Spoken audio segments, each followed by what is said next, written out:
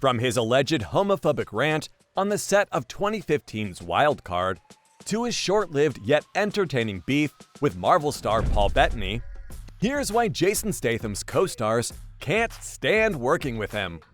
In 2018, Jason Statham took to his Facebook page and apologized for his alleged use of homophobic slurs on the set of the gambling movie Wild Card.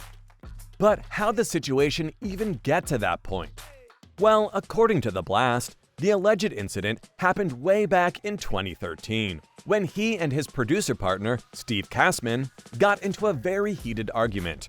A source known as RJ Cipriani, who's an FBI informant and an associate producer on Wild Card, alleged that he was there when Statham went into a long-winded rant and used the extremely offensive term starting with an F. But Cipriani didn't make an allegation like that without proof.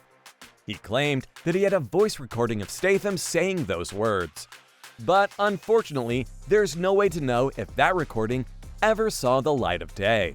Statham and his lawyer, Jake Bloom, even met with him in 2017 in a last-ditch effort to stop him going public. But according to the star's representatives, this never happened. Although, a British tabloid called The Sun exposed the entire transcript of Cipriani's recording. They uploaded a photo of it on their website in 2018.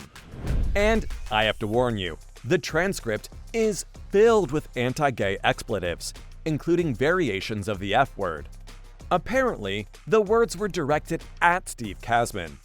Jason was extremely frustrated that Steve waited until the 15th take to make changes to the scene they were filming. The actor lost his cool and went off on his producer partner.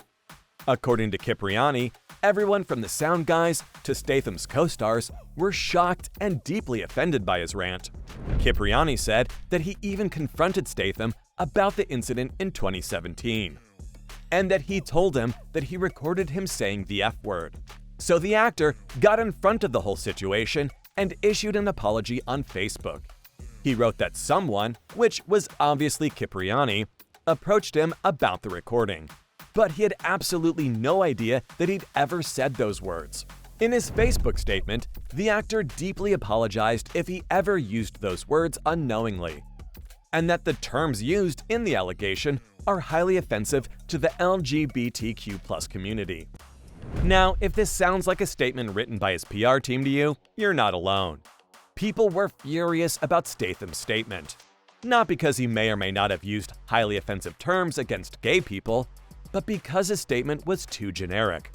His alleged rant even drew the anger of celebrity blogger Perez Hilton, who said that if someone like Jason is still using homophobic terms in his 40s, it says a lot about him as a person. On the other hand, a lot of Jason's fans showed him love and support for his apology. A Facebook user, who's a part of the LGBTQ+ community, said that they didn't care whether the action star used the slurs or not, and that people were just trying to stir up controversy for a hard-working actor. Another Statham superfan said that we all say stupid things in private. If someone records you saying those things and then threatens to expose you for it, they're just as bad, if not worse. And they're not wrong. RJ Cipriani allegedly recorded Statham saying those things in a casino in New Orleans, which means that he may have committed a crime.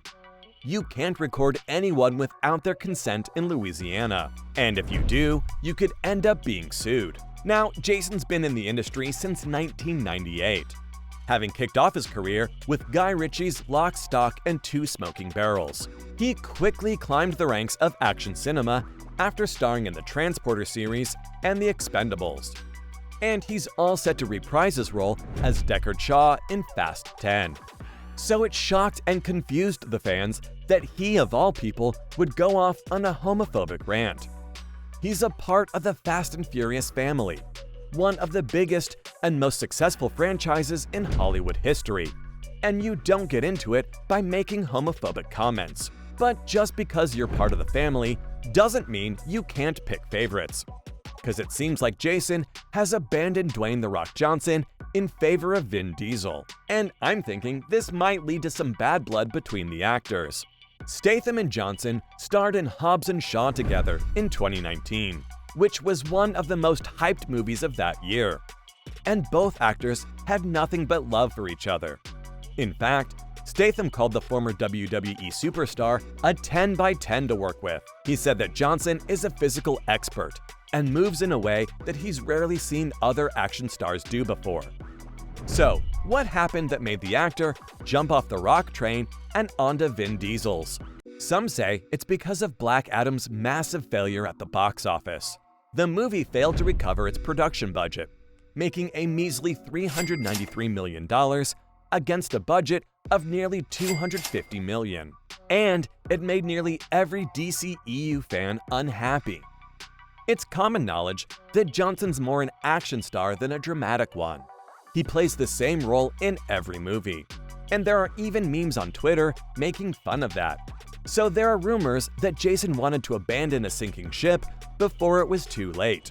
Like I said earlier, he's been in the business since 1998, and he knows a winner when he sees one. Fast 10 has more hype than Hobbs and Shaw did, and it's projected to make more money too.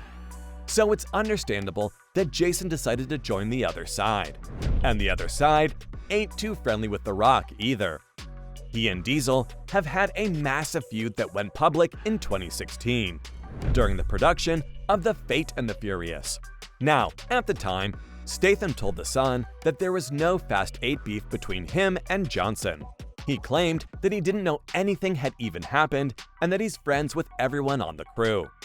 If there was any bad blood between him and anyone else, especially Johnson, then it'd be known publicly.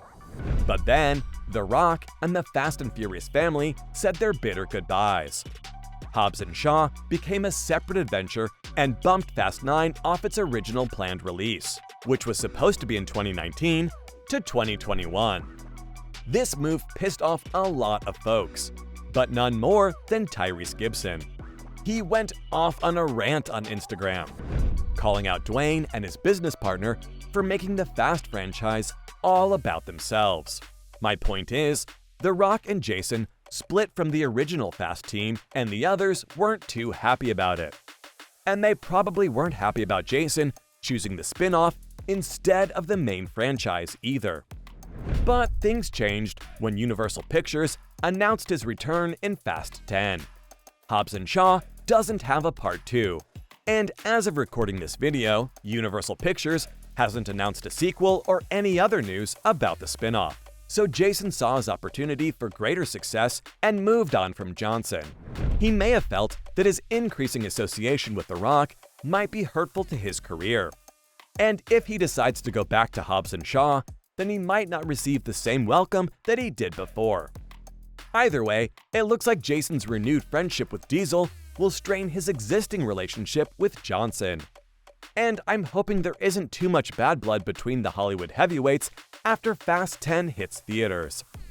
Anyway, while we're talking about bad blood, Jason had a short-lived beef with Marvel star Paul Bettany, and it was hilarious. It started when Jason was on a press tour for 2015's action comedy Spy. In a video interview, he criticized the way Marvel Studios does things in their movies.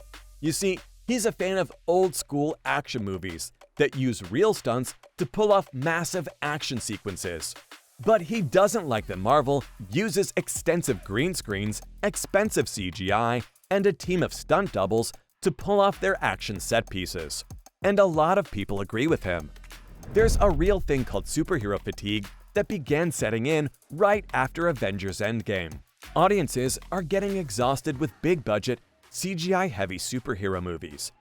And many Marvel fans have criticized the overuse of VFX while underpaying hard-working artists.